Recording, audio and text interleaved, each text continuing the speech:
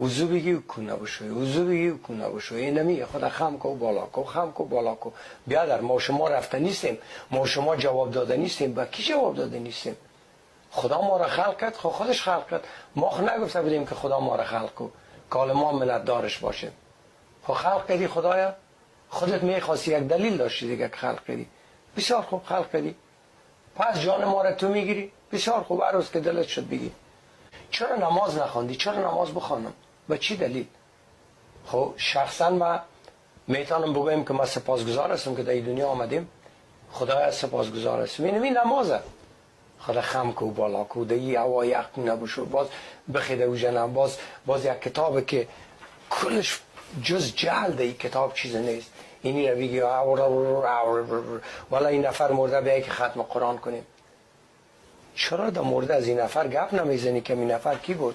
چی کرد در زندگی خود چی کارا کرد چرا ما این نفر ازش خوش باشیم چرا برش دعای خیر کنیم کل زندگی ما سرعزیز که باز میریم که خدا از ما سوال میکنه خودش خلق کرده خودش گفته گندم نخو خودش ما را غول آفریده گندم خوردیم خودش ما را از اوجه کشیده خودش شیطان نکت ما را ای کرده خب کل لودهی از خدا اگر کل کارا را خدا کرده چرا ما باید جوابگوی باشم که یک دفعه ما چشم در چشم خدا بخوره ما یک سوال دارم که سوالای خدا یادش بره ما چی کردیم که خدا مرا سوال کنه خب اگر کدام غولگری کردیم خود تو مرا خلق کردی غول اگر گندم خوردم خود تو مرا